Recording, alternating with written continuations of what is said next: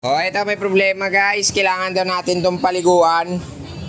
Ayan, sobrang higko na ng bike niya. Double check muna natin yung mga bearing. Wala namang kalog. Wala, sarap. Wala din. So sobrang dumi lang. So kailangan baklasin muna natin para at least maugasan. So tara na, let's go. Oras na mga guys para piswitan. So ganyan tayo magugas. Huwag mong basain masyadong bangko. To kay nag-buak-buak na na. Ate, sige. Pero basa mo na ya eh. Guwapo. So kailangan mga guys ganyan. Basain talaga ng gusto. Bago sabunan. So bahala na daw siya. Kaya may ubra pa ako dito may tubang. Ay, antigas mo. So ito na, nabaklasan natin lahat mga guys. So kailangan na tayong magugas.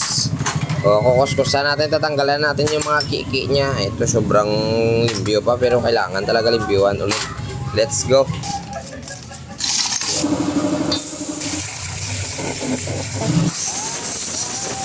So ito na guys, natapos na natin sa paglinis.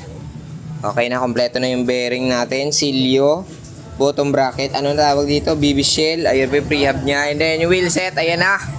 So ibabalik na natin, grabe, dami. Gago! Oh, see, pumasok yung dalawa.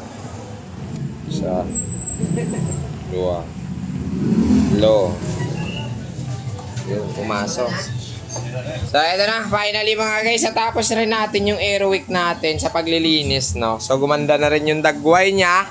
Nagpalit tayo ng kable dito kasi nga kanina ayaw gumana yung kambyada yan. Bagong-bago na yan ha. Oh, see? Ay! Do bago!